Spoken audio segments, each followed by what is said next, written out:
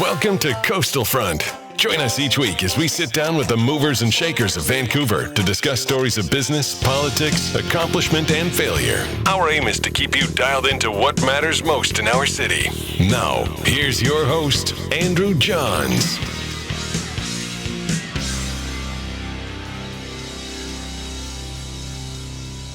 Good. Well, here we are with Jodie Emery. Thank you for coming today. Jodie Emery, you are the cannabis, civil liberties, and human rights activist of Canada. Years. Yep, I've been doing this quite a bit. Yeah, it seems like there's a lot of people know you.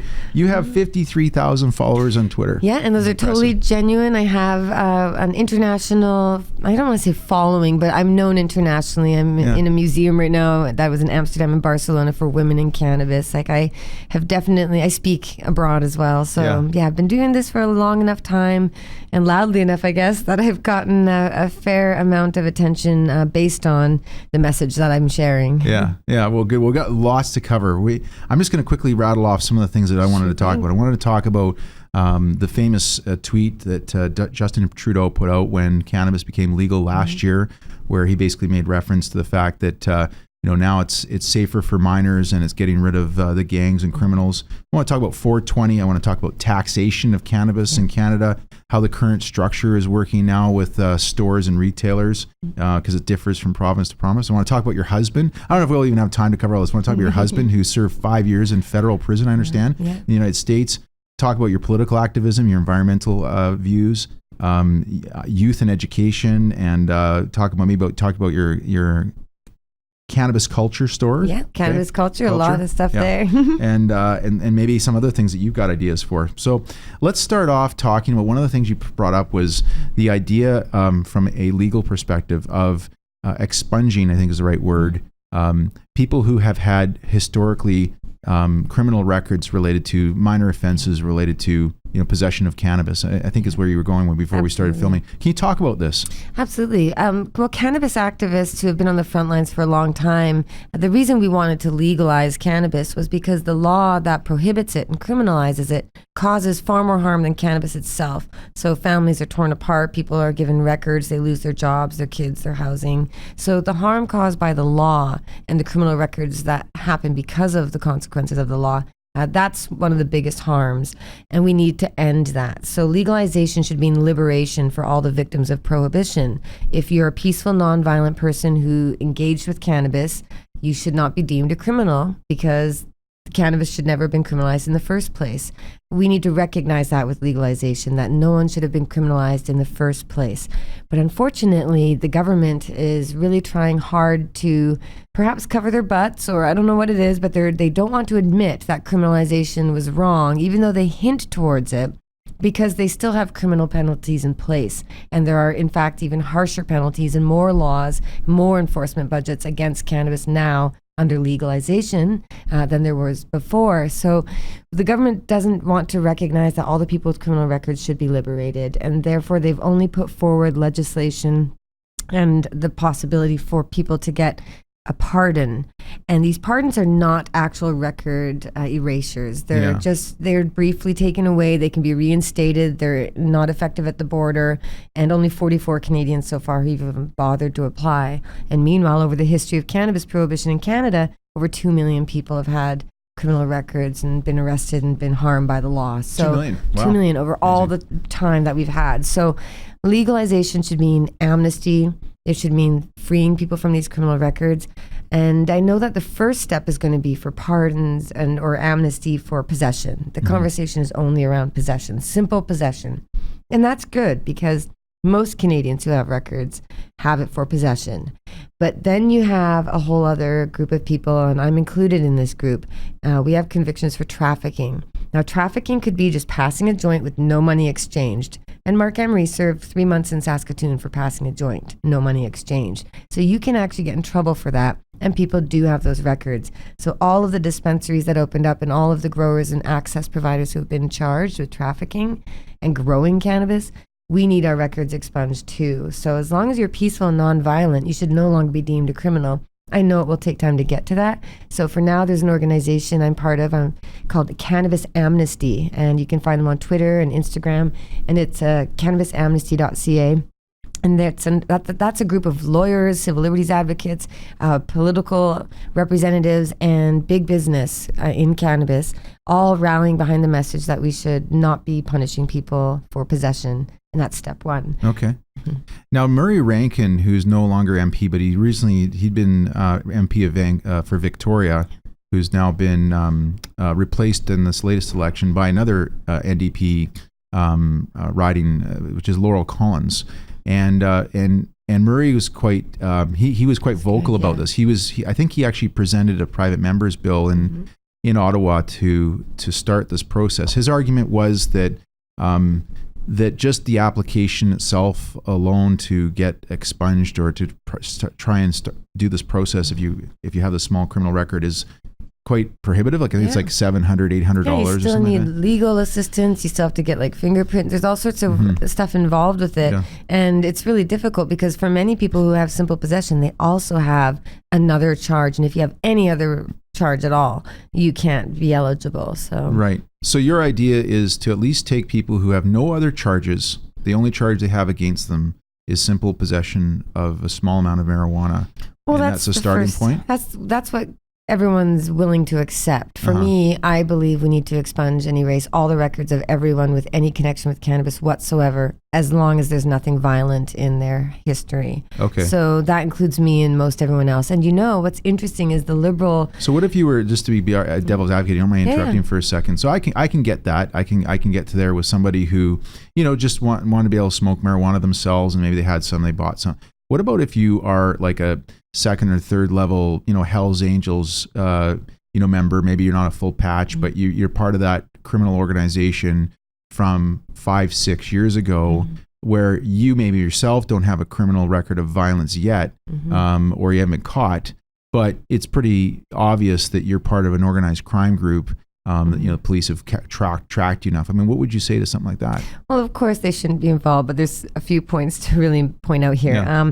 Liberal Party keeps talking about organized crime being involved in cannabis, but the Justice Department statistics show 95% of every cannabis record, every case that went to court for cannabis, including trafficking, growing, 95% are non-violent, non-connected to gangs, no affiliation with organized crime, otherwise law-abiding. That's otherwise law-abiding, in quotes, from the Justice Department of Canada. They said only 5% of cannabis cases have gangs or organized crime involved. Okay. Because it's the hard drugs that they're involved with. The cannabis industry is massive and peaceful. Secondly, blame government for prohibition. If the government criminalizes something, who's going to be involved with it? Criminals. So they create the criminal market through criminalization. Yeah. If they totally legalized it, gangsters wouldn't have a job because all the ordinary citizens would be able to take advantage of those opportunities instead. When the government puts in place really tough penalties and punishments and increase the risk, they increase the reward for engaging in behavior. So the riskier it is, the more that you incentivize dangerous, violent people to get involved. And so the government of Canada, the Liberals, changed our maximum for cannabis from 7 years to 14 years. They increased it. That means no house arrest. That means no lesser sentences for judges. And that means gangsters and bad people who don't give a damn if they get shot in the street, they'll take the risk because now the good participants, good old mom and pop, Canadian BC growers, they're not going to engage anymore because the penalties are way too severe. So when the government creates restricted punitive laws, they're actually incentivizing and rewarding dangerous people. But again, only 5% are connected to gangs. And then the final point to make is, have we heard of a place called Montreal and Quebec and the fact that gangsters and mobsters are involved with every aspect of business, restaurants, bars? We know from an enquête investigation in Quebec from CBC, they looked at it and found that the mobster families were all involved in these licensed producers of cannabis legally, the legal producers. And we know that they get involved with it because they get involved with all business in all areas, trucking, construction, the Port of Vancouver, we get it. So organized crime, all this going on and on about it, it's just a bunch of hype and nonsense from the government to try and justify the increased punishments and penalties and law enforcement budgets that they've put in place. Well, then, $1 billion. in your view, okay, so if that's okay, let's assume that I would agree with you for a moment on that. Then what do you think the rationale is behind why the government's putting up so much resistance over what a lot of people are advocating is this pretty logical step forward, which is expunging. Why do you think they're doing that? Because they don't want to acknowledge that it's criminally wrong. And, Ralph Goodale, who also lost his seat, he's the public safety minister. He was asked, why won't you expunge records? Why are you only doing pardons? And he said, because we're reserving expungement only for cases like homophobic laws, where gay men were given criminal records. We're expunging those records because it was a great historical injustice, quote unquote. So we can't do that for cannabis because cannabis isn't a great historical injustice. But Bill Blair, MP Bill Blair, former Toronto police officer who oversaw G20, mass civil arrests and violations of all kinds, Bill Blair, in charge of legalization, parliamentary secretary to the Justice Minister and Attorney General, he said, quote unquote, cannabis law enforcement has been one of Canada's great historical injustices in that it's racially biased and, obviously enforced in a way that's targeting minorities. So the government acknowledges, on the one hand, when they want to get votes, they acknowledge the truth. And Trudeau himself on Vice News, when I was there with him and Bill Blair, we had a special, and a young black man said, well, I was arrested at a dispensary and your brother, Mr. Trudeau, got his record thrown out. And why can't we all have our records thrown out? And Trudeau was like, you're right. It's not really fair, and admitted the unfairness. So they admit the unfairness to sound progressive, to pretend that they want to legalize it, because they all have shares in the companies and they all run the companies. But then they actually want to continue criminalizing it, and they have these tough new laws. Like I said, they increased the maximum from 7 to 14. We used to have 8 laws against cannabis federally. Now it's 45, hence the name C-45, the Cannabis Act bill. And now they increased the law enforcement across Canada. It used to be $500 million, and Trudeau said that himself. Now it's an additional $1 billion on top of that, including $245 million federally, plus all the municipal and provincial police forces. So these are all recently new laws? Massive new laws. And as of when? As of the Cannabis Act, as of legalization. Okay. Legalization changed things to be more criminalized. Because the government needed to keep saying, it's gangsters, it's criminals, be afraid, be afraid. But that's not true. And everyone kind of knew it wasn't true, but the government has lied about it enough so that they could justify tougher laws to scare away all the good people. That's why BC's cannabis industry it's getting hit hard. All the dispensaries are gone. Like, nothing that was supposed to be legalized is legal. And now in BC, we have a money laundering problem and all these issues. Well, the BC Solicitor General, Mike Farnworth, he put out 44 new police full-time cannabis enforcement called the Community Safety Unit. Safety about what? Nobody's being hurt by cannabis. Cannabis is helping people, and they're taking it away from people who need it. So we have a budget for 44 full-time cops to go after pot now that it's legal, quote unquote. So all across the country, you have new joint task force units. You have the alcohol monopolies in each province controlling the cannabis trade. And we had hoped to prevent that when we went to the Supreme Court of Canada with the Como case for the Free the Beer.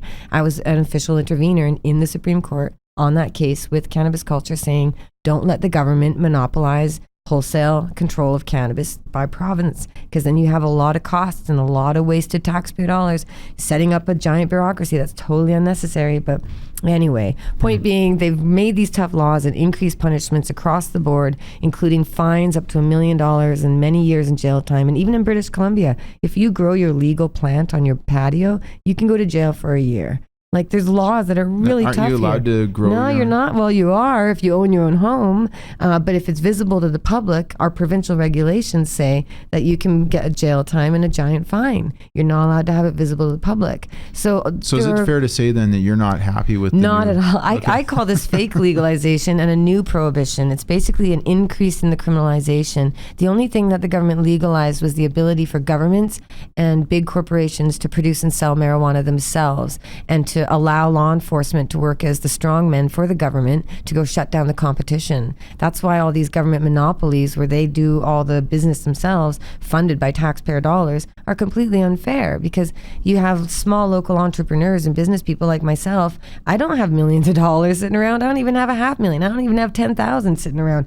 How do I pay the $40,000 just to apply to get a license for a weed store? Why don't I just open up a booze store instead and sell poison that kills people and causes crime every night, when it's so much cheaper? And that's not fair. So the unfairness in the laws and regulations, we have prohibitive laws that have created a new form of prohibition that makes it impossible for people to realize all the benefits they should, and increases the cost to taxpayers. It's a total disaster, in my opinion. Okay. But I'm trying to fix it. I have a lot of good to say too, but We'll get to that. So I talked to, we've already gone into the criminal aspect and the gangs, and Justin Trudeau, we have that tweet there that he wrote. And did you find it there, Ross? The goals are the first to protect the kids, and right now we know that young people have easier access to marijuana than just about any other illicit substance. It's easier to buy a joint for a teenager than it is to buy a bottle of beer. That's not right. Yeah. So that's you not the tweet. Maybe you can try and find it, Ross. Even all the stuff he says about kids and teens and stuff is nonsense. So basically, he said in this tweet, this would have been back when. I think he sent it the day he published it the day after. When was cannabis legalized? Was it November October 17th last year. October 17th. I thought it was the 31st. So that was like surprise on Halloween, wasn't it? Maybe. Yeah. Like they changed the date a lot. At one point, it was supposed to be around 4/20, I think, and it was going to be July, and then, part legal of what? But yeah. He's always talking about the kids. It's too easy for kids to get marijuana. And for criminals to reap the profits. Today we changed that. Our plan is to legalize and regulate marijuana that just passed in the Senate. That's the one. And that sort of stuff. It's such nonsense. So do you actually think that it's safer for kids today? In what sense? What do you mean? Okay, look, I've got 3 young kids. Mm-hmm. I've got a 7-year-old, a 6-year-old, and a 3-year-old. Arguably, when my 7-year-old turns around 10 or 11 or when we call her 12 years old, she will probably be able to get access to cannabis in one way or another. Yeah. It's usually through friends and older siblings and schoolmates. And I got to assume that you would agree with me that any child smoking anything or consuming any kind of alcohol at that age they shouldn't do that. Right. It's terrible for their mental growth. Absolutely. So my question to you would be, assuming he's talking about minors, he says the word kids. My view, a kid is 12, 13 years old. I'm not talking about a 17-year-old or 19-year-old. 12, 13, you're preteen. So preteen. So do you think that it's true what Justin Trudeau is saying, which is that it's harder now for a child to get access to cannabis than it was, say, a year ago? No, because prohibition doesn't work. Do you think it's easier? No, I wouldn't say it's even easier. I'd say it's the same. It's the same. People have always gotten the read from their friends. That's how it starts in high school. A student will say, "Hey, my older brother has a stash," or they find their parents or they find it's just around. But the idea that there's gangsters and criminals hanging out at the playground in their trench coat, being like, "Hey, Johnny, come buy some weed," it's like that's so ridiculous. But couldn't you make the argument though that there's far more cannabis being produced in Canada today than there was, say, 2 years ago? Is that a fair comment? Yes, if you add in all the legal licensed producers, that's additional pot being grown on top of the massive there's just a massive greater amount of supply floating around in the Canadian market, and it's also lost a huge stigma of being something that's bad, something that's illegal, because it's no longer, whether you want to consume it's bad or not, it's no longer illegal. So there's a lot of people out there who might have wanted to try it, but would never touch it because they're, they believe that you got to stick to the letter of the law. 100%. And now those people are going, oh, actually, this is not so bad. My point being is that, in my view, I think it's the opposite. I actually think this legalization of cannabis has not made it safer for kids. It's made it more accessible. I think it's the opposite. Well, and I'm not saying that's a bad or good thing. I'm just saying I think that he's factually way off base here. Fair point. If there's more pot being grown, there's more pot available, which means available to all. So that makes sense. But one positive about it being normalized, and that's normalized in the Canadian public perception, the government is still demonizing it. Like it's all propaganda and lies. All the packaging has misinformation and fear-based lies on it. So, and we're challenging that in court. But, the government wants to keep scaring people about cannabis being dangerous. But it's not hurting kids. Like kids aren't being hurt by it. If a young person consumes a brownie or an edible by accident, they might get nauseous and throw up, but it's going to be safer for them than any pharmaceuticals, than any Advils, any of the alcohol that has no warning labels and no childproof lids on any booze container whatsoever. It's safer than the Tide Pod. Okay, I'd say I'm not saying give pot to kids. Yeah. Nobody's the advocate for that, except actually doctors and parents and governments around the world are giving cannabis to kids. It's helping kids with ADHD and epilepsy and all sorts of ailments. So cannabis is actually medicine for all people, and it doesn't cause more psychosis or problems in young people. In fact, I tweet all the time the biggest studies that have ever been done over 20 years, giant studies. They've analyzed it. Cannabis is not harmful for adolescents. And I can retweet all these things again, or you can search Jodie Emery teens, and you'll find massive threads where I share all the research into psychosis and mental illness. So we need to not be so afraid about cannabis, because what happens is... Okay, so cannabis from a medical perspective, Jodie, that's one thing. Yeah, but recreational too. Like, it's a safer choice. Like, kids are doing alcohol, and it causes all sorts of horrible things to happen. And if we I don't disagree with you at all. But if we want to talk about young people on drugs, we need to talk about the drugs that are actually hurting them, and that's alcohol and pharmaceuticals. And wouldn't that's it be what's all of the hurting them. above? Okay. Cannabis is a safer choice. Young people and all human beings have a desire to alter our state of consciousness, and if they're not going to get But at 12 drugs, and 13? they're going to either huff bags of gasoline or 11 choke years old? themselves or spin themselves around on a playground toy until they get dizzy and fall over. Young people and all human beings have a desire to get a little high or have a little fun. I'm not saying give drugs to kids, so this is one of the most difficult conversations. But I will I'm not say, trying to peg you as you're but doing I that. will say, no, I know, but I will say, as a young person, I was exposed to cocaine, and I had problems with it. And cannabis saved me and helped me get off of cocaine. I was also put on antidepressants, Effexor, pharmaceutical drugs, which really caused a lot of problems for me. And cannabis helped me get off of that too. There's a ton of evidence to show that cannabis is the safer choice when it comes to recreational fun like alcohol and all the other drugs that are out there, and when it comes to medical drugs and opiates and pharmaceuticals. So cannabis is safer, and we need to talk about that. We can't keep demonizing it. Otherwise, people will say, well, I read that if I smoke a joint, I might go insane, so I'm going to slam back some alcohol instead. And like, that alcohol is actually going to cause psychosis. But that's the result. So it's a terrible rationale. Right, and the government keeps saying it's dangerous, it's bad, it's bad. That's going to scare people away from using it for fun or for medicine. So I really think we need to smash the stigma and talk about what cannabis actually is. And if young people do get access to cannabis, we need to talk about why they're using it. But there are studies like at UBC. They looked at-risk youth, and these are young people like preteens who are in unstable environments or likely to use hard drugs later on and end up in the downtown east side. Like, so at-risk youth. They did a massive study and found that those at-risk youth who use cannabis every day were far less likely to end up using harder drugs. So it is So it's not a gateway drug. It's not it's a gateway out, and there's a lot of research being done into this right now, and that's really exciting, and that's one of the benefits of So my whole life as a child growing up, I was born in 74. So all my years from like all the 80s and 90s. You got the whole just say no period. Yeah, exactly. I was told it was a gateway drug. I never, for full disclosure, I never touched cannabis or marijuana my entire life. I think I tried it. I've tried it twice, maybe 3 times when I was like 30. Want to make it 4? No, I'm joking. This is Joe Rogan, yeah, right? Yeah. Right. I should take this tie off. Relax. But I was always told it was a gateway drug. Yeah, me too. You don't believe that. Well, you know what's funny is you think in high it's a gateway school, out of. it's a gateway out of other drugs. I'd say alcohol is the gateway drug, or even cigarettes, or even junk food. Cheese, stuff that gives you pleasure. So you actually put cannabis as Cannabis is safer than coffee, I'd say. Like, coffee is actually, it can kill you. Caffeine can kill you if you take caffeine. Well, I personally think, I don't drink coffee. I personally think that coffee is the world's biggest drug. Oh, absolutely. I think and there's it's more people addictive. addicted to coffee than anything else.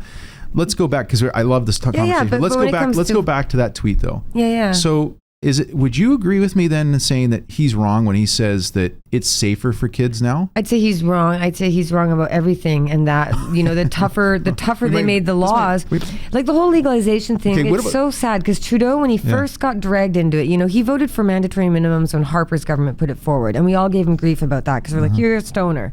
And then he admitted he used marijuana himself and passed it. So he's trafficked marijuana and admitted it as a member of parliament. And Mark went to jail for 3 months. So you have that hypocrisy. Then he said, it is a hypocrisy. Yeah, Jodie, and then he said we need to decriminalize because we need to stop giving out criminal records and stop wasting $500 million a year on enforcement. Those were his original messages. And then it got warped when the police chief was put in charge, because if you look at cannabis enforcement and all law enforcement, out of all federal drug crimes, I think it's 72% of all federal crimes entirely, all of them, 72% are for drugs.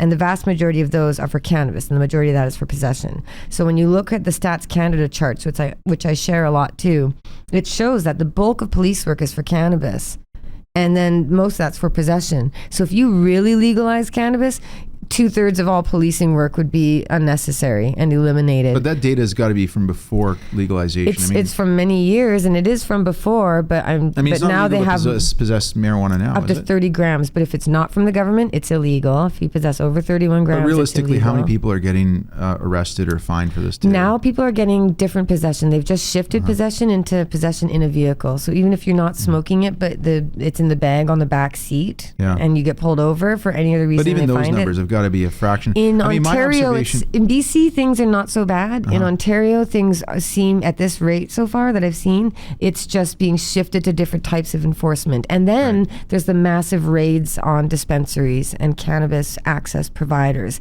That's a huge part of let's enforcement. jump in. This is a great segue, Jodie. Thank you for that. So the retail cannabis space in Canada is a mess. And in fact, I mean, this is where I'm going to give you my political view. I think that whether you want to argue we should have legalized cannabis or not, I think the rollout that was precipitated by Justin Trudeau and Liberals was absolutely terrible. Yeah. I think that personally, I think we should have waited and seen some other jurisdiction other than the Netherlands has been around forever do this first and take lessons from them. But the way in which Justin Trudeau basically pushed this through, but then left it for the provinces to basically police and enforce has been disaster. And if you look at Ontario, of course, Doug Ford's made it a point of basically putting egg on the face of Justin Trudeau by having these very limited number of legal retail stores.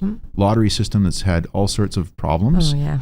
And as a result, from what I've understood, and this is just anecdotal evidence, is that there's more criminal activity going on now than ever before because the criminals and the gangsters and the grow-up operators that have been able to do this, that maybe have been doing this for years, but now can do it basically without having anybody looking at them because I'd say it's different actually because the enforcement is heavier now on the pre-existing market, and it's because now the government is in business competition with us, so it's cartel style enforcement. Before the government just wanted to get rid of it, now they want to do it themselves, and they have an entire police force with endless taxpayer funded budgets to make sure that happens, and that's what we're seeing. So if you're not running a licensed cannabis, there's not very many licensed stores in Ontario. It's almost impossible to get. How many one. licensed stores are there today? Do you know? Well, I think we just went over a list and there was like 15 in Ontario, like 10 or it was I think tiny. There was like 15 and then the latest lottery is another 45 or so. And way even less that's than all 100. just, it's the whole system is, I don't even know where to begin. It's like a messy room and it's like, where do you start? Like which top province or bottom? has the best system today? Okay, when it comes to retail, I'm not saying a good system, just saying the best. Yeah, out of all the crummy systems, the least crummy is, I'd say Alberta has done well in that they're opening up stores based on market demand. Yeah. So it's like any other business, open up a pizza parlor. If you're a really good pizza parlor, people are going to come to you. If you don't make good pizza, people won't go to you. So you like the idea of a free market? Absolutely. And that's what the real cannabis industry always was. So Alberta has effectively a free market. Hundreds of stores apparently. Yeah. Apparently like 200 in Calgary or something is what I just heard. So they're opening it up. So Alberta's adopted, it makes sense because if you look at Alberta's alcohol distribution system, it's been privatized for many years. Yeah.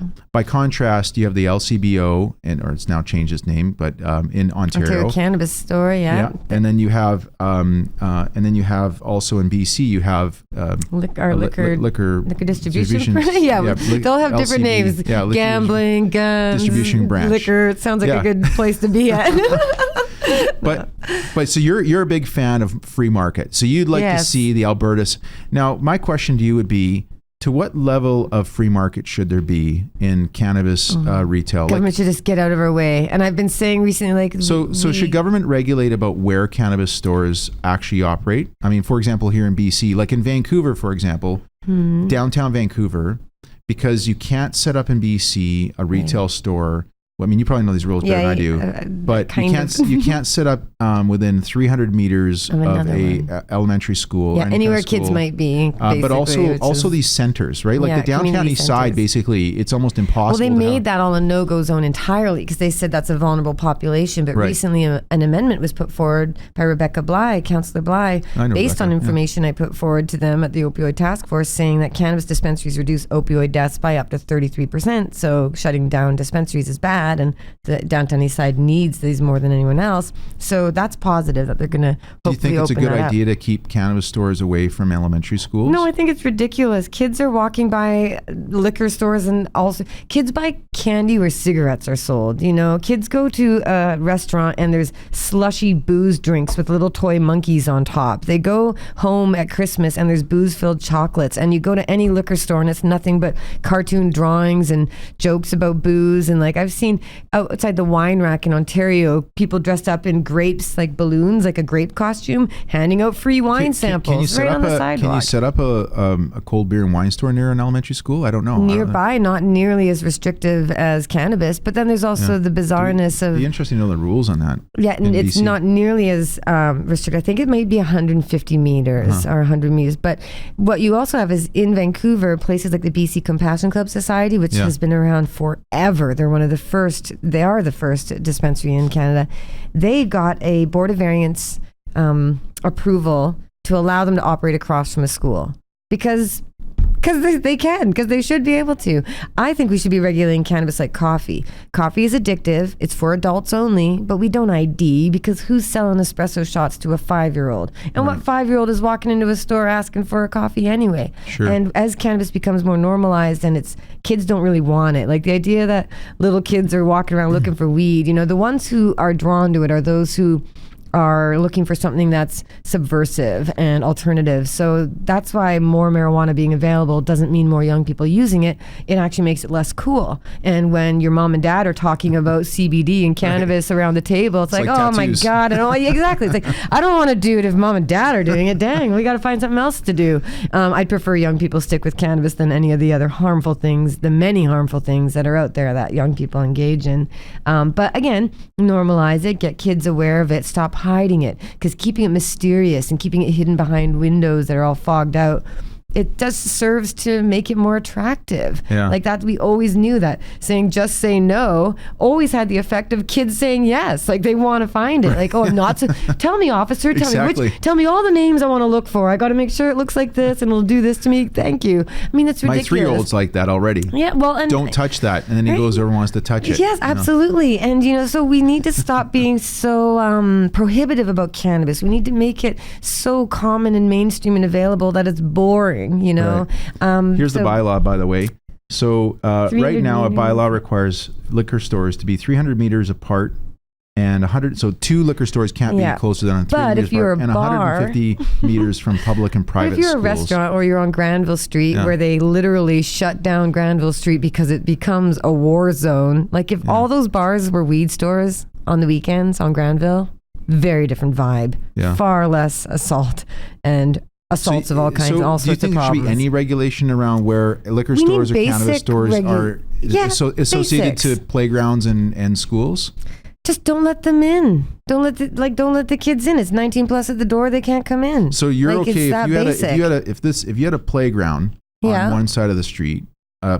You'd be okay with a cannabis store or a liquor store being right across the kitty corner? Yeah, because there's drugstores across the street. There's pills of all kinds in the same store. But drug stores, I mean, drugs they're regulated, you think right? Kids aren't already seeing cannabis somehow? That when they walk to school I'm talking about a playground. No, but a playground, okay. 14-year-olds, 15-year-olds don't go to playgrounds. Okay, playgrounds. Playgrounds are, like my kid, my daughter's 7, and we probably have maybe 2 years left, and she's not going to go to the playground anymore. Okay, and so does she know what a weed leaf is or have any interest in going into a weed store? Like if she sees it across from the playground or on the way to the playground, what's the difference? Or when you're in the car driving to the airport and there's a weed store there, or when you go out for dinner with your family and you have to walk by a weed store. I'm not saying it's a good or bad rule. I'm just saying I'm just thinking about like being devil's advocate. I mean, if I'm a policymaker, if I've been elected. Oh, I know. You have the fear. They all have the fear about kids. No, but fair enough. I mean, you don't want kids getting on drugs. Cannabis is a drug, right? It's just but did you know that 33 doctors I think they shouldn't have Starbucks across the street from playgrounds either. Well, there you go. But and they sell sugar and junk food to kids. Like we shouldn't be worried about kids. Yeah, there you go. You know what kids want? You know what they want? They want to go to a 7-Eleven and get a Slurpee. That's true. Which is just garbage. Yeah. with a bunch of dyes and a bunch of artificial flavors and a bunch of sugar and salt and everything horrible, all addictive and in there. Totally agree with and you, yet Jodie. parents aren't upset about candy bars being sold on every street corner. And that's the drug the kids want. Here's an interesting stat that would be interesting to know is how many kids in Canada are diagnosed with type 2 diabetes. Tons of them. More than there are being 100%. hurt by the consumption of cannabis Parents are giving and their alcohol kids and tobacco combined. Energy drinks. Let's talk about energy drinks. I mean, the 7 people just we're on the died same in page. Canada from energy drinks. And so when we start talking about, like, we need to just remember when we're talking about cannabis and kids, let's have some real context here. What's actually hurting kids? And it's pharmaceutical drugs. Doctors are giving antipsychotic medications and antidepressants to tiny little children and causing all sorts of problems. They've increased the prescription Jodie, rate. we're here to talk about cannabis, and I agree. We could need to spend, talk about what cannabis is. We could spend 5 hours talking about all the other injustices in the world for children. Right, but you need to compare. But you're an advocate for cannabis in Canada. Yeah, and I believe cannabis doesn't hurt children. And I think that all the hysteria around kids is just outrageous. And a child who accidentally eats or consumes weed is going to be far better off than if they accidentally consumed alcohol or any other substance in a household. Sure, but I don't think that's the concern that a parent like myself would have. I'm not going to have a concern over if there's a little jelly bean thing that's got some cannabis in it, any more so than if there was a little slip of beer left in my buddy's beer. Up when you need to. You got to be the responsible parent. Exactly. But if my kid happened to take a sip of my buddy's beer and I didn't know it, I'm not going to be too. My concern is more about my daughter being exposed. You mentioned you got exposed to cocaine at a young age. I don't know what age you were, but if she's 11 years old, whether it's anything, but we're talking about cannabis today. Yeah. And my concern is that, what if we didn't have any of these rules? What if there was a marijuana store right across a cannabis store right across the street from the playground that she likes to play in, and some idiot who's 18 years old trying to make some money, sees my daughter and she's 11 and she's got some money in her pocket and he wants her money and he's like, hey, you know what? You should try this out. We need to take the money factor out. We need to make weed so cheap that there's no incentive for people to sell it to others. I mean, again, that also is a contributing factor. Well, that's a good segue into taxes. Well, yeah, and it's important to note that, like, make it something that nobody even really wants, because it's just it is really just a weed, and it grows in sand. It grows so easily all over the world. It's been growing with humans for centuries. We've co-evolved with this plant, so that's true. We have a relationship with it. This is a good segue into my story about Bhutan. I told you I was going to tell you about Bhutan. Yes. So my wife and I are on our honeymoon in 2008 and 2010. And do you know where Bhutan is? Have you heard of Bhutan? Of course I've heard of Bhutan, yeah. It's right next, it's in the Himalayas. It's right next to Tibet. A lot of Nepal. historical cannabis activity there. Is there really? Yeah. It's amazing. So we go there and we're on this guided tour because you can't go to Bhutan. They only have something like 60,000 foreign visitors a year. Wow. It's not a communist country or anything. They have a monarchy and a government, but it's a very remote part of the world. Yes. I mean, they didn't have their first paved road until 1999. Why did you pick this place for a honeymoon? Is it symbolic? No, I read that this amazing. place had. There's this thing called they talk about the GDP and everything. Yeah. There's a metric out there called the happiness index. Oh, right, of course. The gross happiness, Yes, the I've heard of this. GHI or something. You should look this up. And Is it in a documentary too recently? Is this part of a documentary about the Happiness Project? I'm not sure because keep in mind this is 9 years ago. So I read about the greatest. This is the most happiest place on the planet. What a bunch of garbage is, by the way. So there's a lot of miserable people there. Oh no! But maybe they'd be happier if they were able to. So we're walking down this little pathway, and there's like all this marijuana growing wild. Absolutely. And I said to the guide who was with us, I said, it says here, Bhutan's gross national happiness index. Here it is. And it's based on these, what is that, 10 criteria? What does that say, Ross? Yeah, nine criteria, living standards, etc. So we say to this guy, now I have I'm so ignorant to cannabis. I still am today, but even more so the leaf then. is recognized. But I recognize the leaf. And I said to I said to the guide, and my wife had smoked a little bit. She was a little more familiar than I was. But I said to her, Crystal, do you think that's marijuana? And she's like, oh, for sure it is. So I said to the guy, I said, do you guys have marijuana growing here? He's like, what's marijuana? I said, this plant here. He goes, oh, don't touch that plant.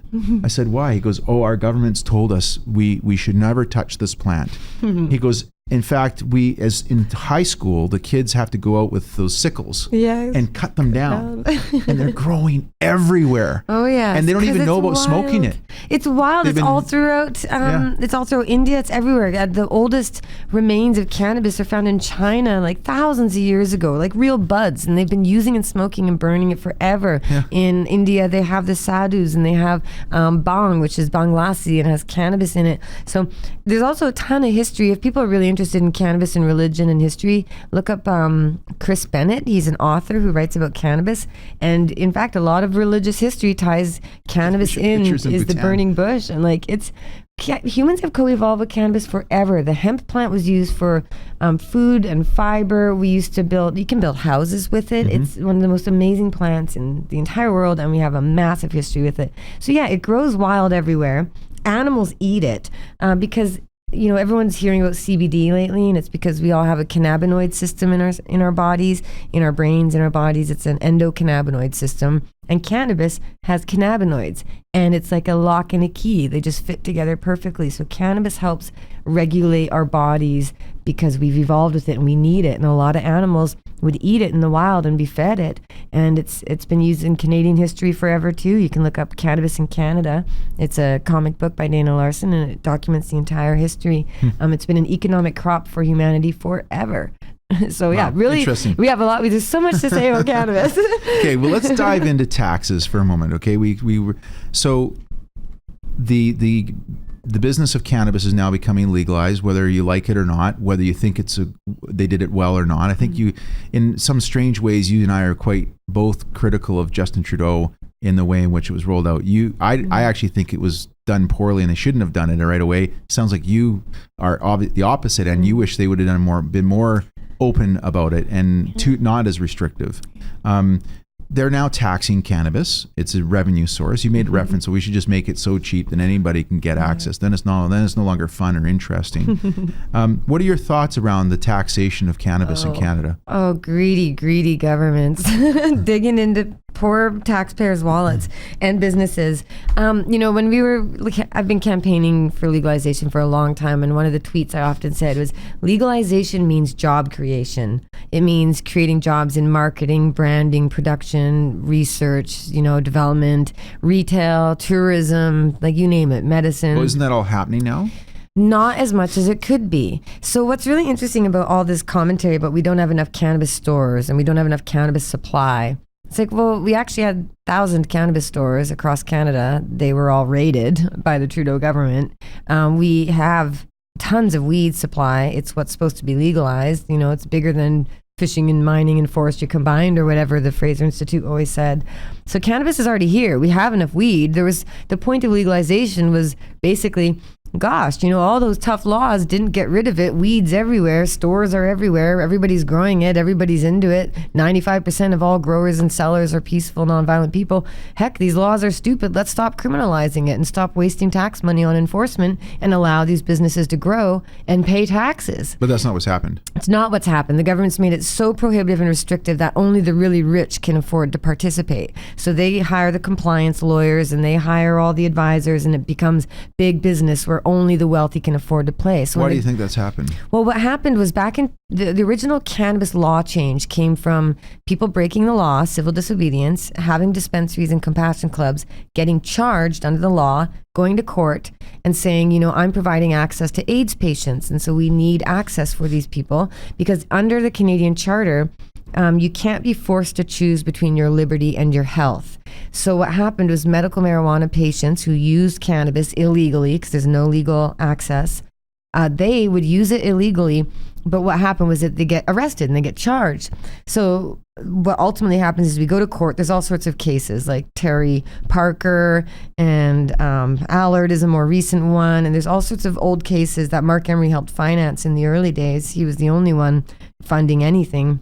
But these legal cases said the government is forcing people to break the law in order to be healthy and not sick. That can't happen. The government has to let them get legal access so they can have liberty and their health. So that started people being able to grow their own medicine. But for many patients, they're disabled. They can't grow. So they had to go to court and there's like, we need someone to grow for us. So that created the designated grower. And then what happened was these designated growers who are legal under Health Canada back in the 2000s, the early 2000s, they're growing not just for their patient, but they're giving a little extra to this mom for her child with epilepsy and this granny with cancer. They're giving more weed out to others. And then they'd get charged. So then the court would say, yeah, but even though they're only legally allowed to give it to one, these other people need access too. And only one designated grower isn't enough for all these people. So the government, the Liberal government of the time, miserable government, said, well, fine, they can grow for 2 people. So then we had to go to court again. So it's been this constant going to court, and the government, including Anne McClellan of Bennett Jones Law Firm, also the task force legalization chair, who profits from legalization when she was fighting against it and called medical marijuana a scourge before. But these politicians fought against medical marijuana. We've always had to go to court to demand access. So there was a company called Prairie Plant Systems in Flin Flon, and they had this mine underground where they grew really bad cannabis. And it was Health Canada. Health Canada was like, okay, fine, you need weed, here's weed. But it was so bad that the patients were saying, this is not the medicine I need, my medicine. I think the company eventually went bankrupt, didn't it? Well, it's kind of evolved, yeah. Okay. Prairie Plant Systems, I think Lauren Gardner, I don't know. There's some history there. But what happened with the Harper government in 2014 said, well, maybe it was 13, but they said, okay, so we're in court with these medical patients. We want to get rid of all of the right to grow, including Health Minister Leona, who is now with the marijuana company, of course. She said no home growing, no marijuana for patients. But then the Harper government said, okay, we're going to have corporations grow it so that it's grown by businesses so they can produce enough to send to more patients. There, you can't take us to court. There's your weed, shut up, Yeah. So that was a Harper move. And then that's when the Liberal Party's chief financial officer, Chuck Raffici, decided, ooh, maybe I could get in on this. And same with a bunch of other people, liberal and conservative, who both thought, wow, wait a minute, big businesses growing marijuana, and they're the only ones allowed to do it, but all the weed that everyone else is currently buying is illegal. But if we legalize all that weed everybody's buying, then they won't buy from us. So we need to make sure all that weed everybody's buying at dispensaries stays illegal, so all the patients have to buy from us. So these corporations were only allowed to sell marijuana through the mail. And medical marijuana patients said, that doesn't work for me. I need to go to a store down the street with a $5 bill and get a joint. Right. I don't have a credit card with $100 and waiting a week to get my medicine in the mail that I... Sure. So this challenge, we're still in court. We're actually going back to court in November on the same damn issue so many years later. But the government just kept saying, no, medical is only through the mail, and these licensed producers grow it for the patients. But that's when the legalization discussion was happening, and me and many others were forcing the Liberal government to make legalization a policy. It was the Liberal membership at the 2012 convention in January that made it official policy. That's because the young Liberals. So they made Trudeau say, fine, we're going to legalize it. But that's when big business said, if we get the government to make the laws really strict and really prohibitively expensive, prohibitively expensive, only we can afford to make it make the weed that needs to be legal, and then we get to control the market, and then everyone at the dispensaries will have to buy from us. So I've documented in another Twitter thread 8 different news stories of licensed producers, specifically Canopy Growth, which I have a real bone to pick with, but Canopy Growth, which is Tweed, which the chief financial officer of the Liberal Party founded. Canopy and many others lobbied the government and made it very clear. They were talking to Bill Blair and going to events and lobbying the government and bragging about it, saying, it was early 2016, and they're like, well, marijuana is going to be legal, and we're the licensed producers of medical, and we're going to be only recreational producers too. So if you consider that the weed industry in Canada is worth billions of dollars, but the government's going to shut down those people and give us that industry, we're going to be worth billions of dollars. So hey, investors, we're going to go on the stock market. And even though we don't have a product to sell or any history or any experience, and we're mostly mining shell companies, we're going to go on the market and tell you that the government is going to shut down all the dispensaries, and they're going to make us the only legal providers, and it's $1 billion industry. So if you give us your money and invest in this company to build it up, to pay for the insane costs of multi-million-dollar facilities and security and compliance and this and that, and if you give us your money to pay for the really high costs, you're going to make a ton of money, because the laws. You can swear. Okay, good. The laws are going to make sure that we cash in. I grew up in Port Alberni. Okay, great. And I play hockey. I'm really a sailor. You shouldn't have said I could swear. But really, what happened was all the government made laws that were so restrictive restrictive that only a few, it's again, supply and demand kind of thing. Restrict and limit access. And that was the Liberal mantra all along. Restrict and limit access to marijuana. And Bill Blair went across the country over and over again saying, okay, cities and provincial That's actually governments. in writing? Restrict and... Over and over again. Restrict and limit access to marijuana. That's one of their top goals. So they want to restrict and limit it. And Bill Blair would go across Canada and say, be afraid, marijuana's coming, the kids, the driving, be afraid, and all this propaganda, the same propaganda the Harper government and prohibitionists always said, the same talking points, gangs and kids and blah, blah, blah. It's like, wait a minute, this sounds a lot like prohibition, and now you're announcing another 100, 200 million for law enforcement here, another 5 million there, another 10 million there, more laws, more criminalization, cracking down on the dispensaries and the activists like myself to force all the industry into the hands of a select few. I mean, so that's what's happened, and it's unfair. It's really rotten and unfair. And I've been documenting this a lot. Jodie, so. I love your passion for this. I do want to act as a bit of a, and it doesn't mean I disagree with you, but to be a devil's advocate here, you said a little bit earlier that you believe in free market. Yep.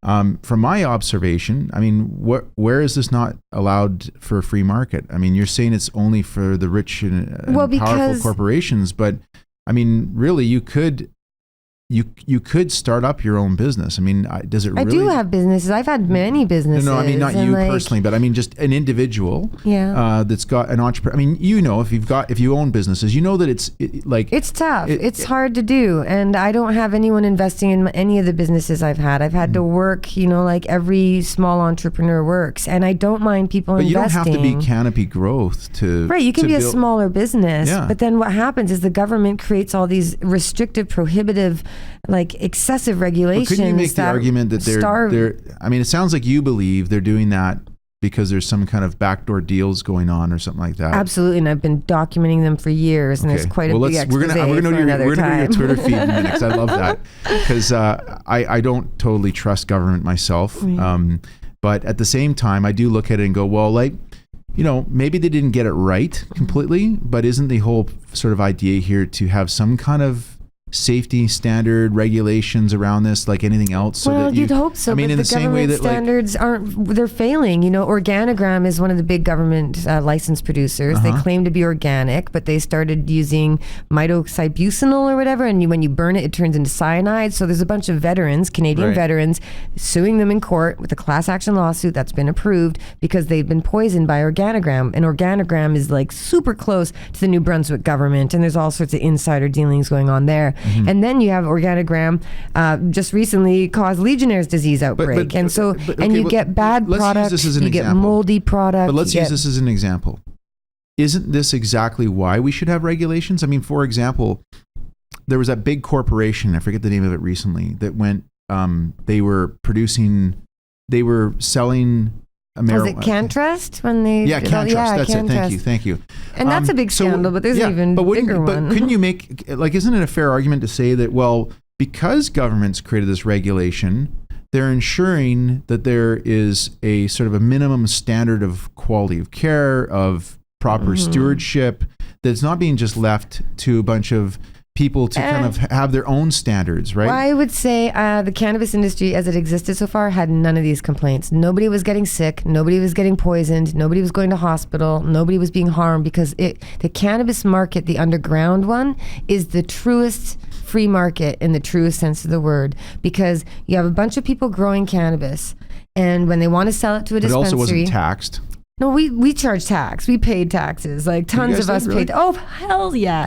But you're probably the exception. I mean, you got to admit, the majority of people who are producing cannabis. And again, blame government prohibition for making it so attractive to those who want to make a quick buck, you know. So when you make it that valuable through excessive prohibition laws, then people are going to cash in. So, it's the government incentivizing these people. But when it comes to dispensaries, if I am a dispensary and I have 10 growers come to me and they all have weed and Some of it is moldy. I'm going to say no to the moldy weed guy. And if someone has good weed, I'm going to say yes to that person. And the guy who got the moldy weed, he's going to be like, oh shit, I'm not going to do any business. I better bring some real weed that's good. Yeah, that's free market. I love that. That's real free market. And I'm telling you, the real cannabis industry is like that. Like Cannabis Culture and other dispensaries, there's no way we're taking bad weed. There's no way we're dealing with bad characters. So it sounds to me like self-regulation. Do you believe there should be any regulation? Absolutely, we need regulations. But I can tell you that for 10 years, the edibles makers that are illegal have been self-regulating already. They do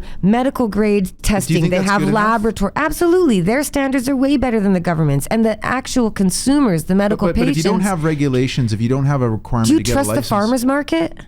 Do you go to the farmer's market and buy food? Right. Do you know how many regulations they have to abide by?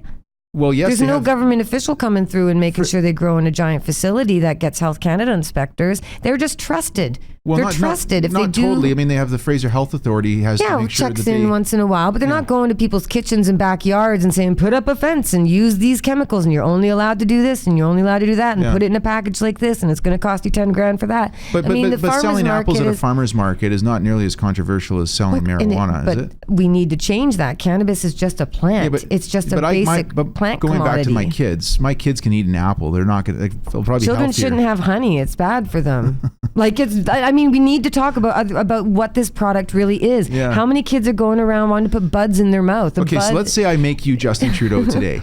Okay, well maybe from before when he had majority. Your hair's better than his, I'll tell you that for sure. So let's say you make you Justin Trudeau from 2015. He had a majority government. He could push through anything he wanted to. Yes. How would you, in a few sort of short moments, because I want to get into some other stuff, how would you have rolled out regulation? And I'm going to challenge you on these things along the way to make sure you're looking out for my three kids. All right.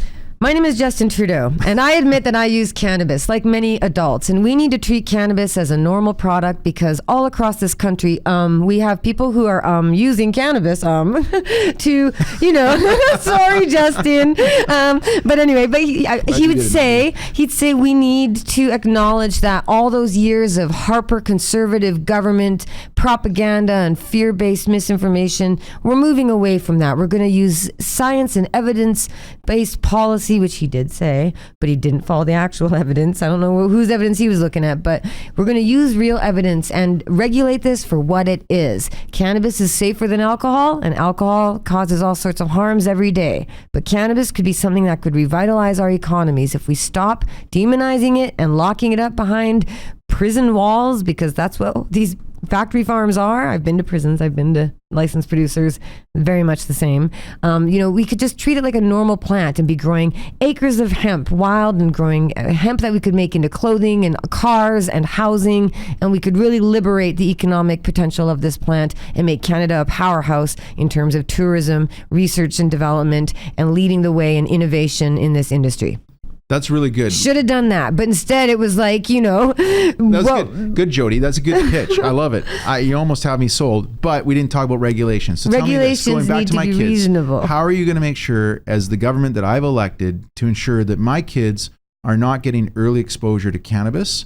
And how do I know also at the same time, people who are older and are consuming it are not just getting something off the street that's not regulated, it's not tested, it doesn't have any standards, and could be laced with all sorts of other things. Well, again, the licensed producers of Canada, tobacco and alcohol the licensed producers of cannabis in Canada, the legal ones, have recalls across the board for having contaminated products with mold and bugs and all sorts of pesticides and all sorts of inappropriate things. But isn't that proof that the system is working? Well, but they're not making quality cannabis. The quality cannabis already exists. The people so who that's take, a different argument. But people who take, you can't. Regulations don't force a good product. That's very true. Right? Like you absolutely. Actually need people who care about something to create something good. And the cannabis industry that already exists in BC is the best cannabis industry in the world. Maybe California we could have a contest with, but we are the best in the world for cannabis. And that expertise and knowledge is not being celebrated or rewarded. It's being regulated out of existence. So if you can only, for the big companies. It's basically like going to an artisan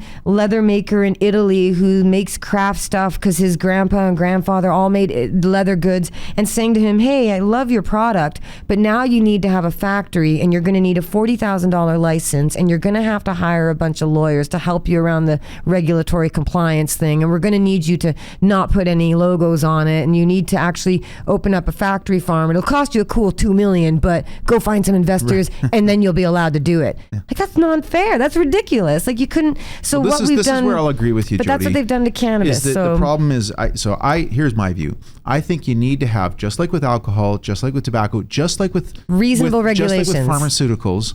You have to. And pharmaceuticals is harder because not the average Joe can't just go make some drugs themselves. But you need reasonable regulations. We need to be you reasonable and I can go. about it. We can all go and produce our own batches of wine. Yeah. We can go to a U brew. I could sell liquor to a bunch of people. Do you think we'll ever see a cannabis U brew Absolutely, equivalent? they're underway. Yes, Are they? for sure. I think that would many be a neat people are idea. working on all these projects. You get to go and. But again, there's all these other problems and prohibitions. And one of the issues with taxation, for example, there are excessive taxes at every level. You have these mandated taxation fees put in place by government. Then you have the government creating middlemen that are completely unnecessary and only serve to degrade the quality of the product and the ability of consumers. What do you mean the middlemen? What are you talking about? So the liquor distribution branches.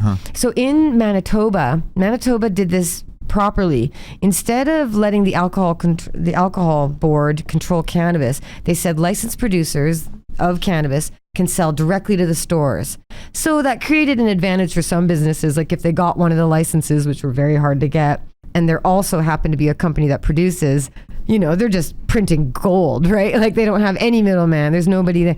So, but Manitoba at least said, we don't need a whole government bureaucracy that we have to pay all these employees and nonsense. I mean, why? Just move it from where it's being grown to where it's being sold. Why make the middleman? Yeah. But here's the big ugly secret. I mentioned the Como case, which was the Gerard Como. He was in New Brunswick and Quebec. He took beer across the border, got in trouble, went to court and said I should be allowed to move these goods. So Canada doesn't allow the prohibition of the movement of goods except alcohol across our borders. Yeah, so the alcohol monopoly. Trade barriers, which is brutal. It's insane. And it's for alcohol. That case was going to the Supreme Court of Canada when the cannabis regulations were coming into effect. And during that time, you had provincial governments like Kathleen Wynne in Ontario saying they were going to have government monopoly where only they could sell weed. So they would be the ones who buy it from the growers, the licensed producers, and they would put it in their warehouse and they'd put it in their own government stores. So that changed to allow some private retail, but the idea remained the same, that the Ontario Cannabis Store would be the wholesaler, the middleman, run by the Liquor Distribution Board. So when I was in the the Supreme Court of Canada, Beverly Lassiter, we were there on the Como case, and I was an official intervener with Cannabis Culture and all the dispensaries, basically saying, don't allow the alcohol control boards to control cannabis, because then you won't be able to move it within Canada and help grow the economy. But what happened is, the attorneys general of various provinces and territories stood up and they said, in effect, alcohol revenue is one of our biggest revenues, and it is across the board, right? Of course. And in many places, the harms caused by alcohol cause really significant healthcare costs. Really, the alcohol is so dangerous that it causes a lot of health harms. Yeah. And the only way to pay for all that health harm is by selling it from the out. So it was like this horrible thing. And I'm sitting there going, that's so awful. You should just sell weed instead. But basically what we got a glimpse into is the fact that governments are addicted to alcohol revenue and tobacco revenue. So all they're yattering on about, protect the kids and we care about your health, it's a bunch of baloney. Governments are addicted on pushing booze, and that's why it's everywhere. And that's why cannabis is a threat. Like, throughout all the decades of activism, who financially opposed legalization initiatives? Big pharma, big alcohol, big tobacco, and big prison and big security. Because when people have a safer choice alternative to alcohol and opioids and pharmaceuticals, they go to cannabis. When people have a choice, they want weed. As opposed to alcohol? Yes, when people, if people have a choice, like with a place where let's go out tonight and let's go have some drinks, or let's go get high and smoke some joints and watch Netflix. I mean, far more people are Netflix and chilling right now than they are going out to the bars and dancing. I think generation, like, we're just getting more at home, but that's because people don't, like, alcohol has a lot of negative health effects, and there's so much addiction to it. And what are the negative health effects of cannabis? There aren't really any. I think the only actual negative health effects for ordinary people, excepting the very, very tiny percentage who are predisposed to mental illness, most majority of users, even long-term regular heavy users, the worst you have is gum disease, actually. This is one of many studies that I've had, because I've edited the magazine for many years. I've done all the research on every issue, from driving to opioids to all of it, cancer. Cannabis is beneficial for our health. It's not harmful. So when people are choosing cannabis instead of alcohol, it's better for their health, and that's why they want it. So all across the board over the years in the US, big pharma and big alcohol are like, oh my goodness, people are using cannabis instead. They're self-reporting that they're not using alcohol as much or opioids as much. They're using cannabis instead.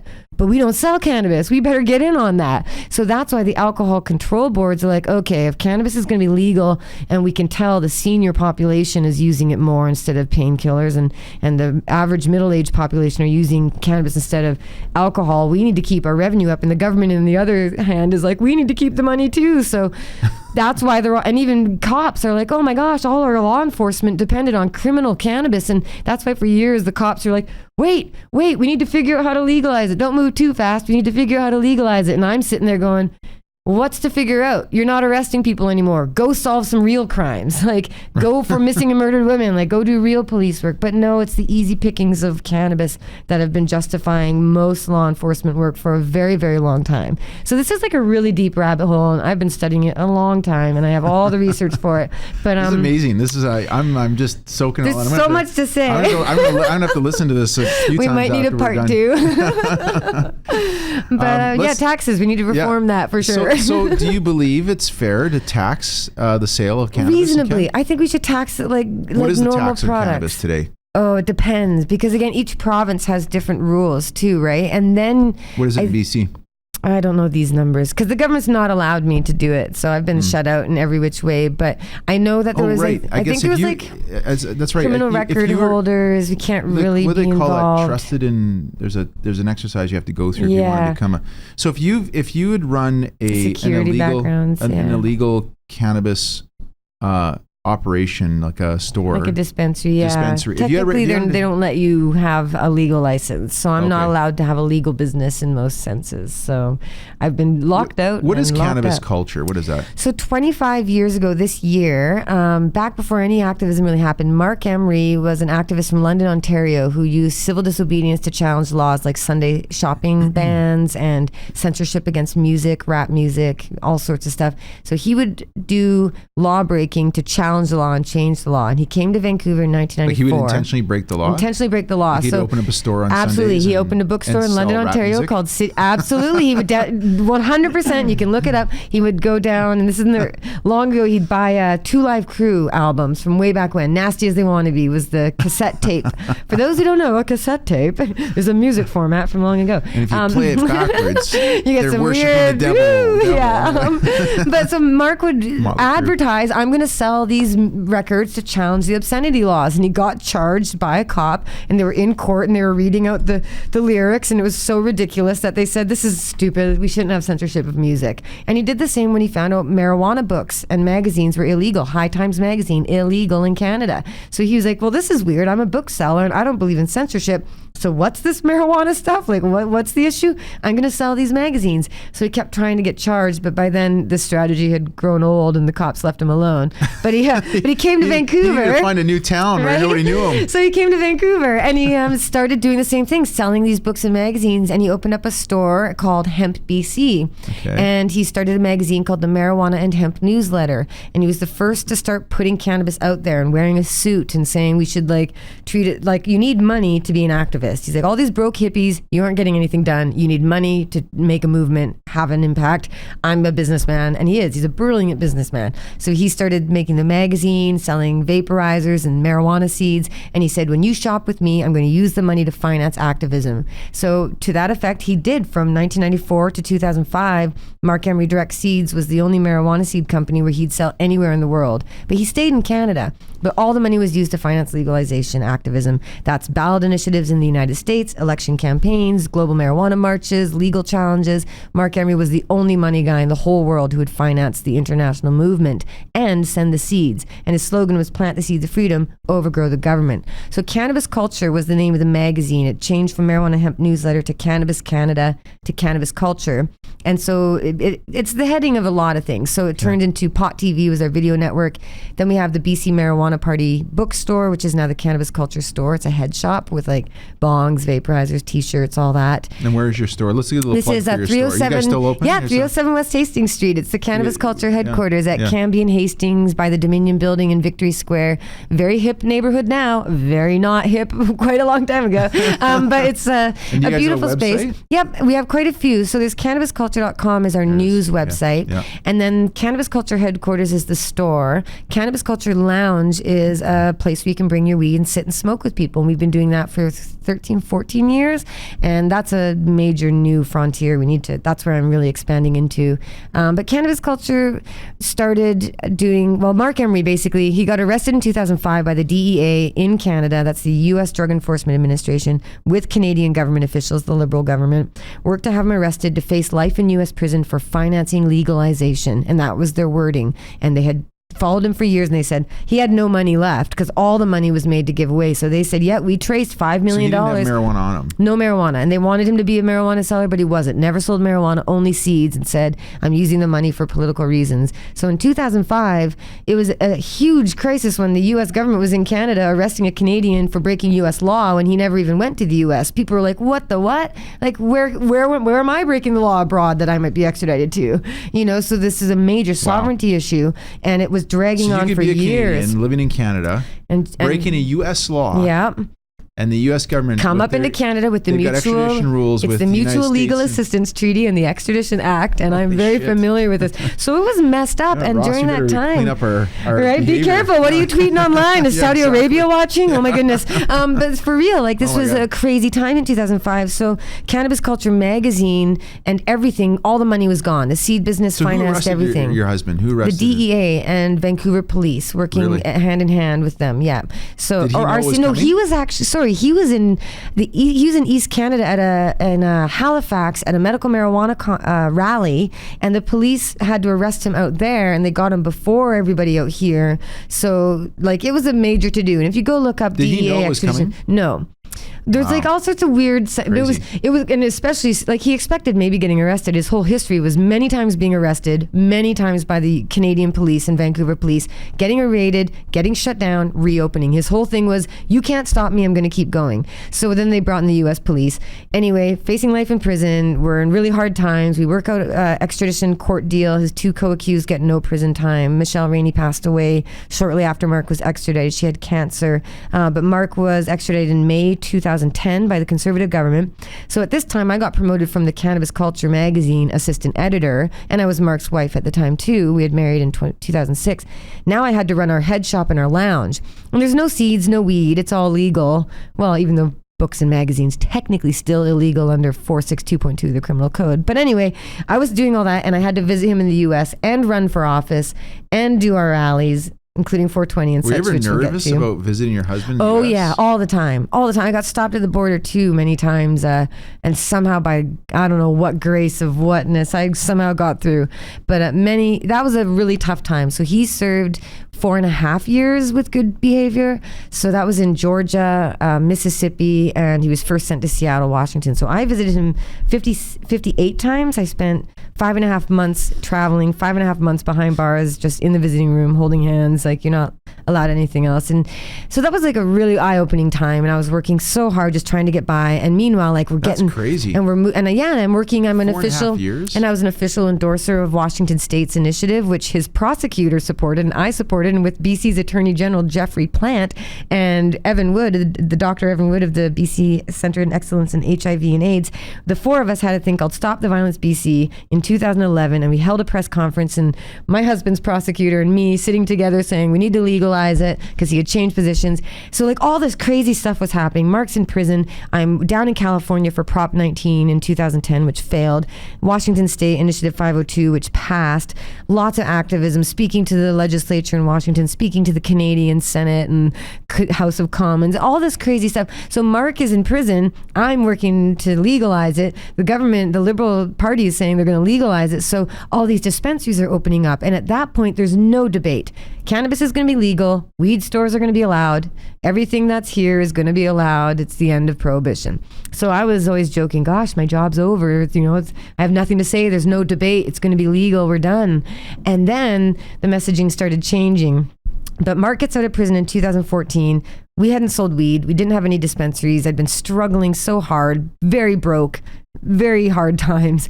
And all these dispensaries are operating. And Mark and I are doing a tour around the world because he's out and he's very famous and we're getting sent to places to speak. But when we came back home, it's like, man, we are in dire straits here. We've got no work. We got no jobs. All these businesses are opening up. What are we going to do? And I was running and owning and operating all the business.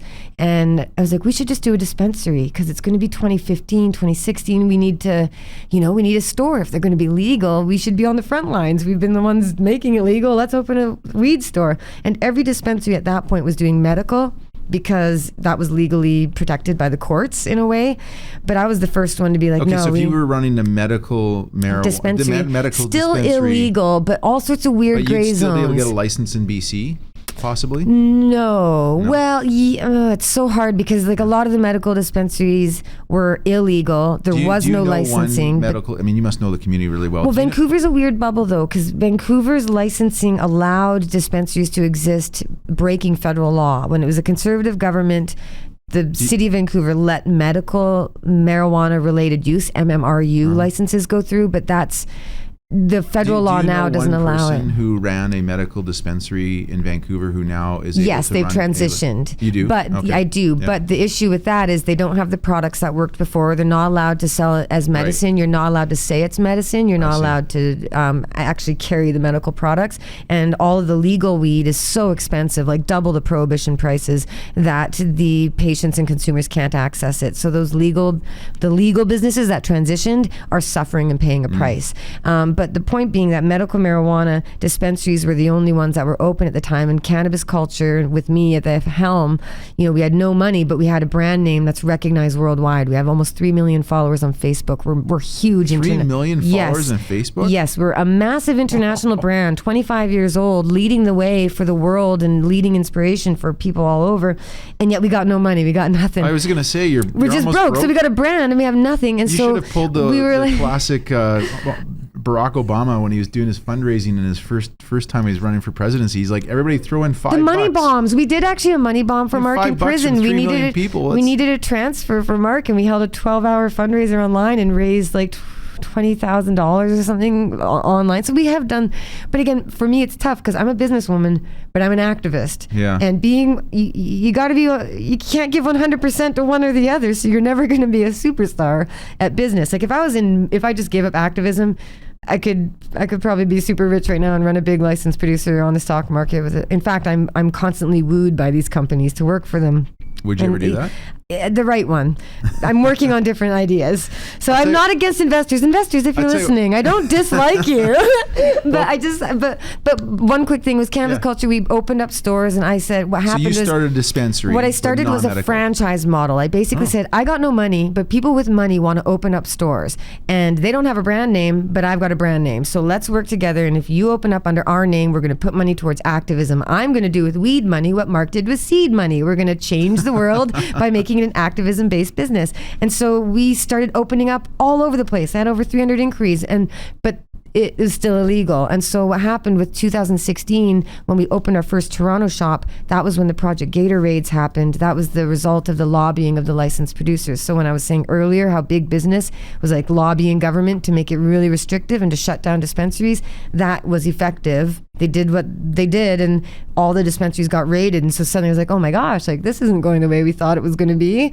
And so we got raided, and then I would reopen and be like, no, this is what legalization should look like. 19 plus, if you're an adult, don't lie about being sick. Don't come back after you've got cancer. Come in and talk to me now, show your ID, get the weed, 19 plus. And if you got complaints, we'll fix it and pay we pay taxes, we pay all the... So it was a beautiful model where it was like, I could help all these small entrepreneurs all across Canada open up their own store, reap the rewards, sell local cannabis grown by their own community, serving their community. What a beautiful model. And then the police arrested me in March 2017. So I was charged. What did you get arrested for? Conspiracy, lots of conspiracy charges. I had like, it's 100. Conspiracy of what? 180 charges. Well, because what was happening was 180 charges against you? I think 180 charges were dropped against others when I pled guilty, but I had like dozens of them. I had so many. It was all conspiracy to traffic marijuana, I think, conspiracy to to launder proceeds. Like they just basically what they do is they throw a ton of stuff at you. And then you have to work out a plea deal. Oh. So, and what was hilarious about me is that I never actually buy or sell weed. I'm just a spokesperson. Is it a photo or is that a click? I don't know what that was. Maybe we ran out of space because I'm so talky. Oh, okay, yeah. But well, I'll tell you what. Why don't we use this as an opportunity? Let's take a quick break. A breather. This has been, but we're gonna keep. If you're okay, we'll keep going. Well, as long as I have a phone call at 4, but that's still 20 minutes away. So okay. Okay. So we're gonna take a break with Jodie Emery here. This is you're way more than just an activist. You are passionate. This is awesome. We're gonna take a quick break and we're gonna come back with Jodie Emery. Okay. Well, here we are back with Jodie Emery. Not only are you a cannabis advocate, but you're also a Marvel comic book character in the making. True. I'm a superhero. Stay tuned for my next series. Defending our plant and our people against the oppressive nature of government. Okay, we only have a few minutes left. We are going to have you come back in because it's been so interesting. Tons of fun. I want to talk about two things. I want to talk about what you and I actually connected on initially. We should have found the Twitter feed, but on 420. Yes. Now, I'm a big critic of 420. I look at it and I think that whatever it was purpose was before about trying to advocating for, the legalization of cannabis, whatever. My problem with it as a taxpayer and an avid user of the park system with my kids is the amount of damage that's caused by 420. Now, it's not the only event. There's Pride does the same thing, although I think they pay to clean it up. But I want to. You guys do too. This is the problem. Is like many people I get the impression. Yeah, the misinformation is insane. Fill me in, because my observation is from when I look at the Twitter feeds of City of Vancouver and the Vancouver police we get afterwards. Totally lied about and slandered left, right, and center. So you guys. So what you're telling me is that whatever damage is done. Let me ask you this question: whatever damage is done to the grounds of the parks and whatnot in the City of Vancouver, and all the garbage, I gotta tell you, the amount of garbage that's left over is insane. I don't know why people. Have you seen this yourself, or is this what you're hearing? I've seen pictures. I don't mean unless these from are a couple of years pictures. ago. Yeah, the false ones, like where this is all fake where the news. city council actually tore apart the garbage bags and held a press conference and scattered the pile of trash. I mean, it sounds insane, but it's totally true. Okay. I've got so much history on 420. So you're telling me that after on the 21st of April of next year, 2020, it's always spotless. This year was spotless. Was it? Absolutely spotless. I have all the tweets about it. Tons you of already it. Found it? Spotless. Absolutely spotless. So check out when the field was. You and I are beaking off. Oh, Linda Steele started, and then I said something. Oh, I know, and she blocked me. And all sorts. That's another weird thing. Somebody made a fake account pretending to be me and called her a Nazi, so she blocked me and told everybody I called her a Nazi. So fake news alert. There's a whole lot of it out there. That's terrible. So 420. Here's a little history. It is 25 years old. Starts as a protest. Is still a protest. We're saying that we need to legalize all cannabis and end criminalization. The event gets bigger because people love going to it. In 2010-13, we were at the art gallery. Massive event, spills out into the streets. The police and the city start saying to us, hey, could you guys get some toilets? Because all the surrounding businesses, all the toilets are overwhelmed. We're like, okay, we will do that. So myself and a couple other activists raised like $2,000 each, put it in together. So we had 10 grand so we could get some toilets and hire some ambulances for first aid. Then the city, we keep growing. The event keeps growing. And they're like, well, we actually need you to pay for more stuff. Like, can you pay for police radios and for the security plan? And can you pay for all this other stuff? And we're like, well, guys, we're like a free rally. We don't have a budget. But okay, we'll find more money. So then we start selling signs on the side of the stage, like asking our fellow businesses. Even Nando's Chicken would be like people, they would sponsor the event. So we're like, listen, the city is asking us to pay for costs. And since this event is so huge, we want it to be safe. So we start getting more and more requests to pay. We need to raise money. We're a nonprofit organization of volunteers and activists who donate our time. So the event gets so big at the art gallery that it's getting out of control. We have to move. Sunset Beach is where we choose to go to. Now, here's some facts. The 420 organizers work hand in hand with Vancouver Police, Vancouver Fire and Rescue, BC Ambulance, St. Paul's Hospital, Vancouver City Hall, Vancouver Parks Board, Vancouver City Events, Vancouver Civic Engineering, All of these organizations we work hand in hand with. Every year we walk through all the permitted activities, and every year they give us a list saying, please get fences, please get security, please get first aid, please get this. Every year we say, okay, we'll do it. The costs have risen so high, but every year we get more and more money, and we have to sell more. What did it cost this year, 2019? The event is huge. I don't want to go into total details because we keep getting bills that we're in discussions with the city. We're talking with the Vancouver Police right now, and they are agreeing that our cost for the event is 10% higher than any other public city event. So we pay for all costs except policing, the policing bill.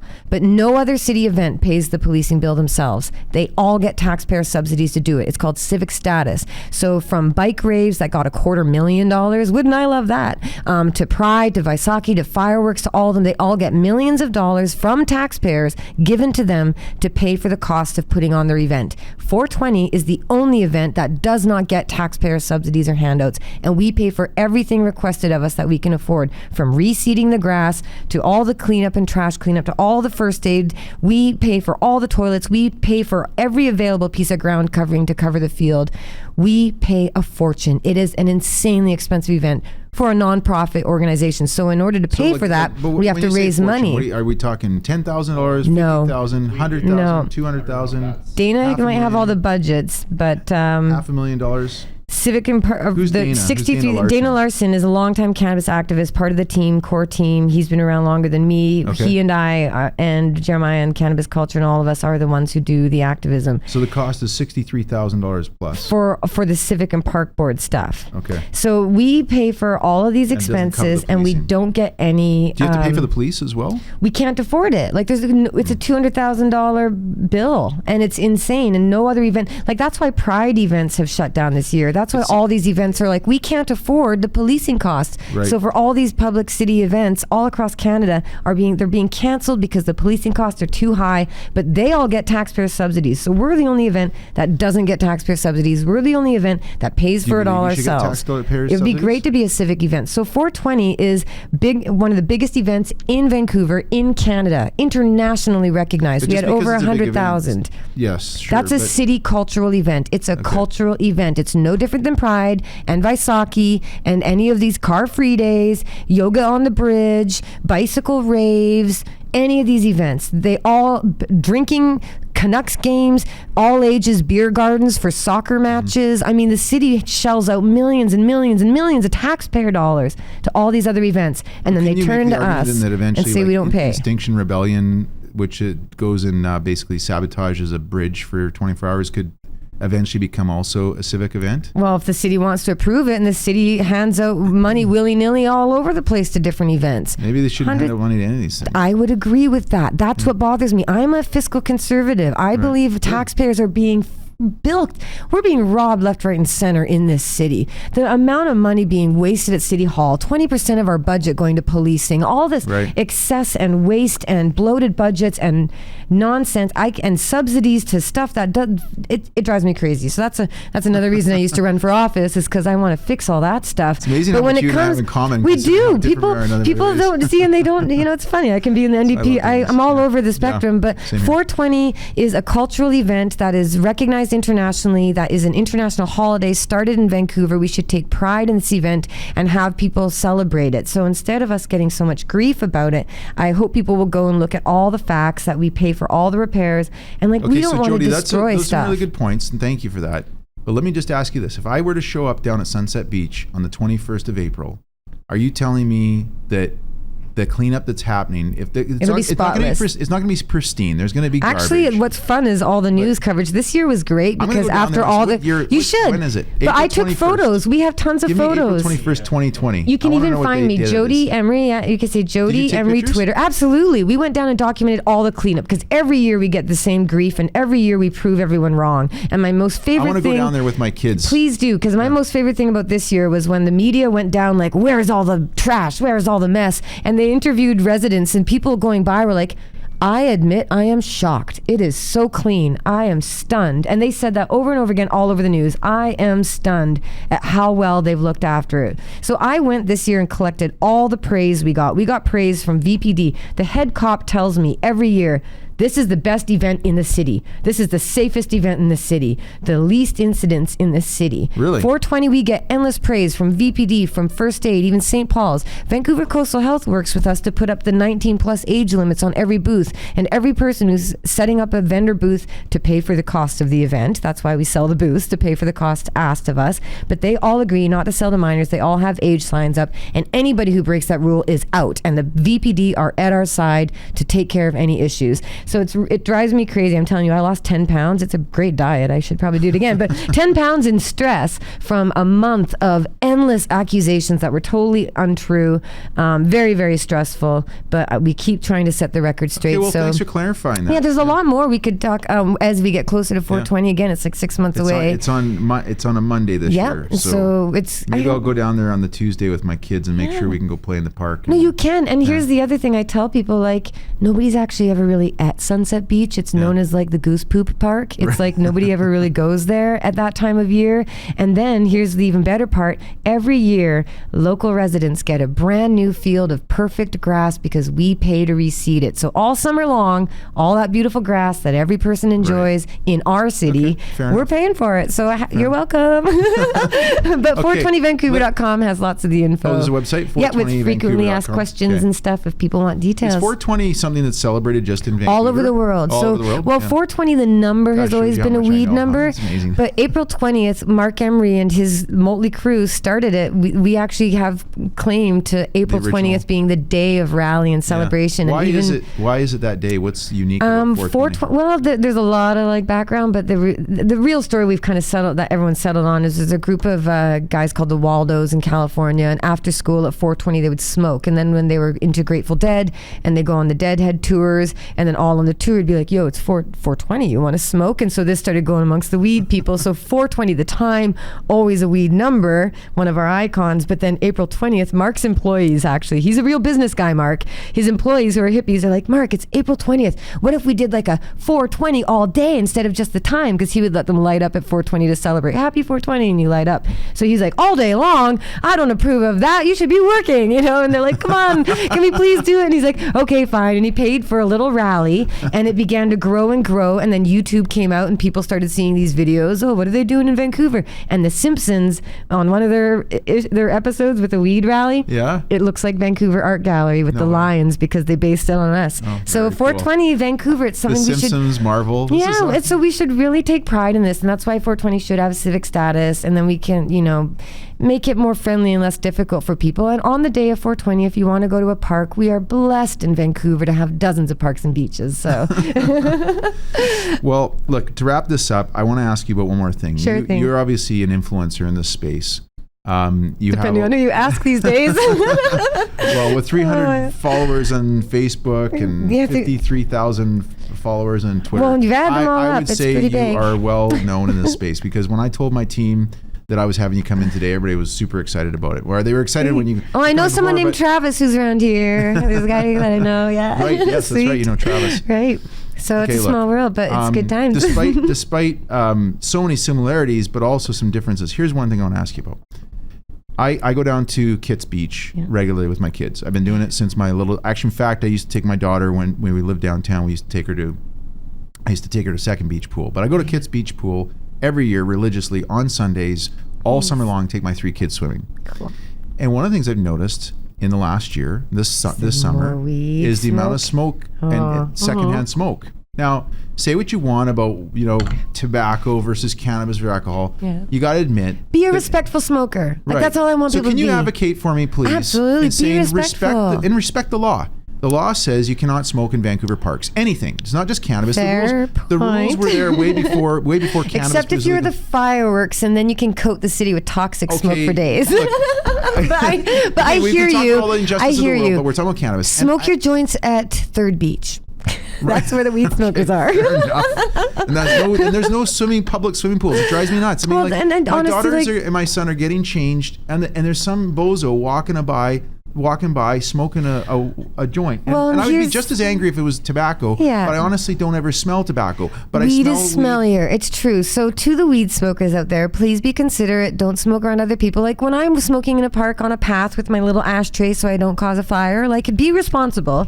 You just don't blow it in other people's faces, and it just be considerate. We all need to be considerate. But I'd also say that like young people, they don't know what the big deal about pot is until everyone starts freaking out around them. So when the parents are like, oh my goodness, that smell, that's called marijuana. You don't ever want to smell that. And the kid is like, what now, marijuana? What's the big deal? Oh my gosh, I want to know. I'm excited. Everybody's all worked up. And then when your kids want to really piss you off in a couple more years, they know what they're going to do. So don't make a big deal about it. Make it normal and lame and just say to the guy, please just not around the kids. Like don't be too rude. And if the guy's going to be a dick, then he's a dick. It's not the marijuana. It's just he's a jerk. So, be a considerate smoker. We all need a lot more compassion and kindness in our world right now. So Well, thank you for that, Jodie. Sweet. This has been amazing Tons having of you on the fun. show today. Excellent. Thank you for coming in, having Jodie me. Emery. If you want to follow out Jodie, your Twitter handle, which you use quite a lot, Yeah, is it's all over everything. JODIE and EMERY, like Jodie Foster. If anyone remembers what. Yeah. So. And if people want Emery. to check out your store, it's called Cannabis Culture headquarters, and the lounge and the store and Cannabis And where's it Culture located? News, Hastings and Canby. So that's our headquarters. Every other place got shut down by court order, but we're back in court in November for that, and same as it ever was, fighting the man for liberation. I love it. Well, thank you again, Jodie Emery. It's been a pleasure having you on the show. Appreciate Thank it. you very Thanks. much. It's been great.